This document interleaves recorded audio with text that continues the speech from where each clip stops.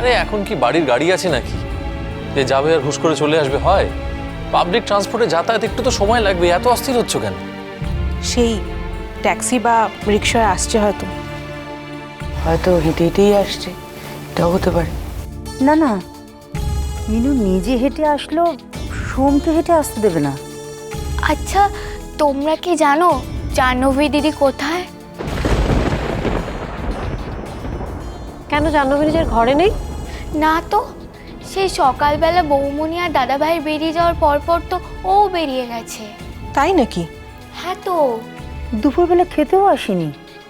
আমরা যে তখন থেকে এখানে বসে টেলিকাস্ট দেখছি, কই একবারও তো এলো না। ও নিজেই প্রেস কনফারেন্সে চলে যায়নি তো? যেতেই পারে কাম্মা, বিশ্বাস নেই তো ওকে? সকালবেলা বারণ করে কিরম ফুস করে উঠলো।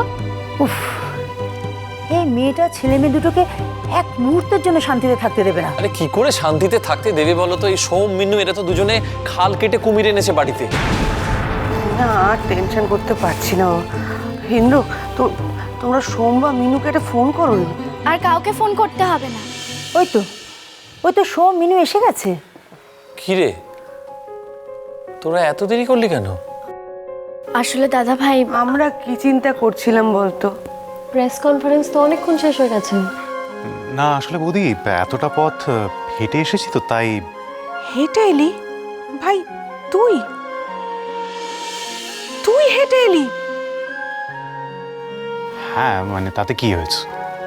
না কিছু হয়নি, মানে এটা খুবই অবিশ্বাস্য। মিনু, তুই পারিস।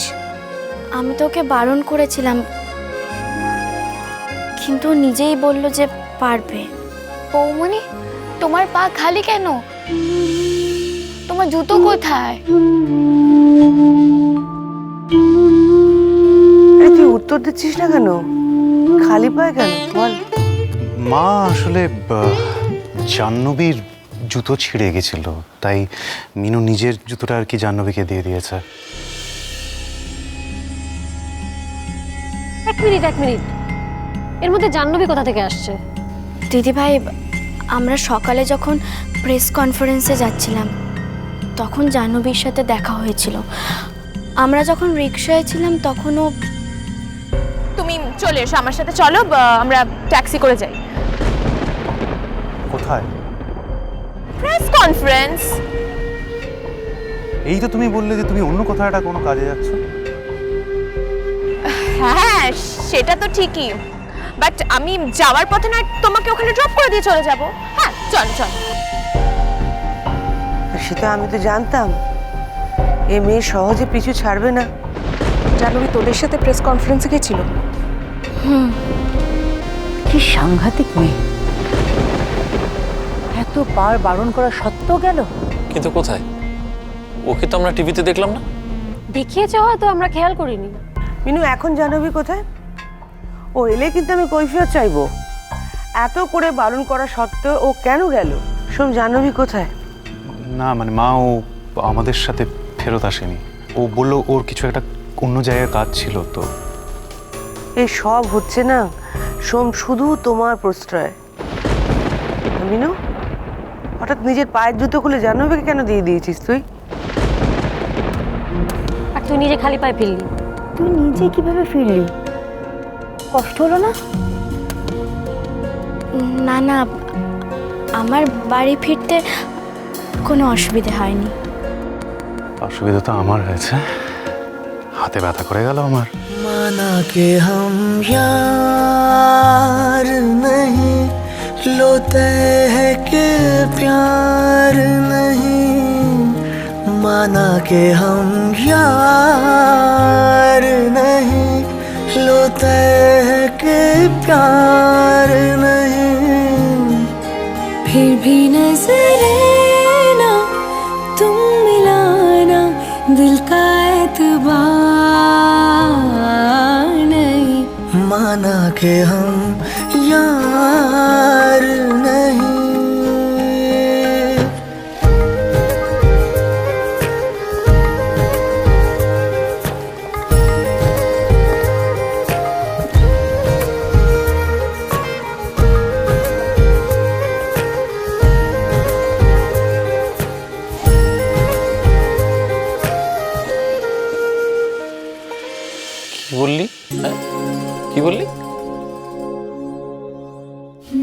পায়ে জুতো ছিঁড়ে গেছে সেই জন্য হাতে ব্যথা? বুঝতে পারলাম না এই দুটোর সঙ্গে সম্পর্কটা কি? না না দাদা ভাই,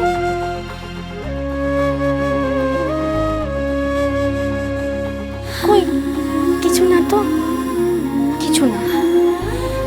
না না না না না, এটা আমিও জানতে চাই, পায়ের জুতোর সাথে হাতে ব্যথার কি সম্পর্ক? না দিদি ভাই, কিছু না তো।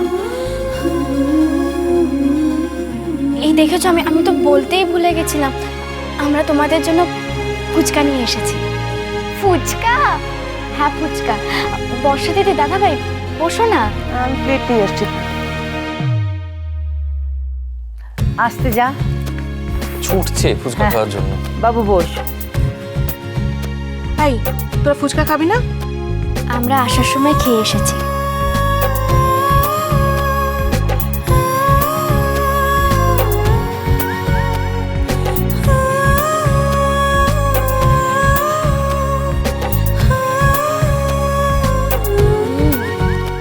দারুণ হয়েছে।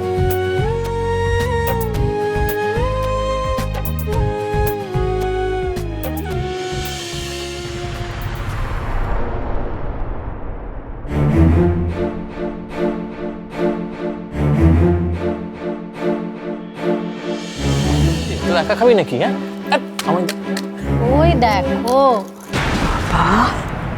এত আনন্দ কিসের? দাঁড়াও না, এক্ষুনি তোমাদের আনন্দে আমি জল ঢালবো।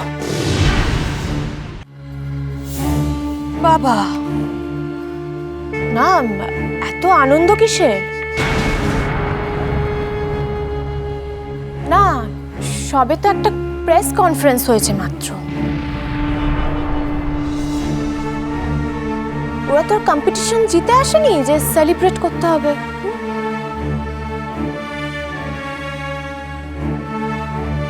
তুমি বোধহয় জানো না,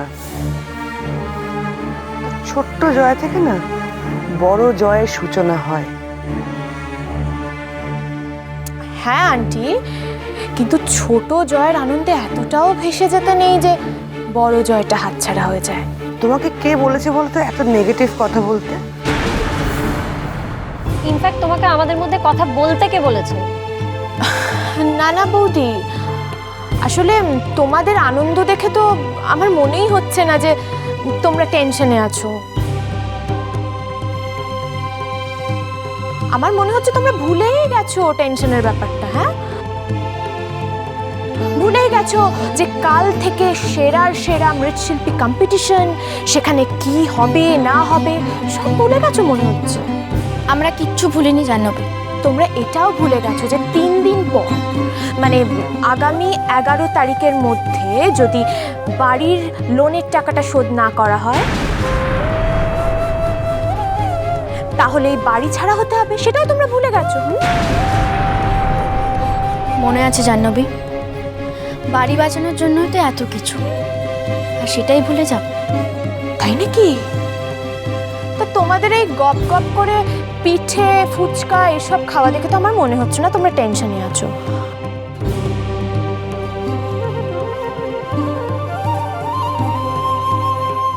না মানে টেনশনের মধ্যেও কিভাবে গলা দিয়ে খাবার নামতে পারে এটাই তো আমার মাথায় ঢুকছে না।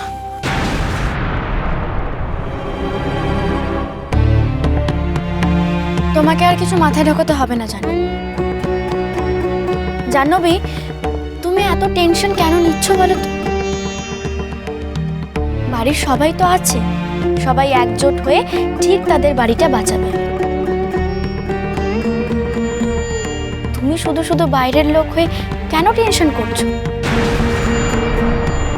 যাও ঘরে যাও, ঘরে গিয়ে নিশ্চিন্তে ঘুমিয়ে পড়ো।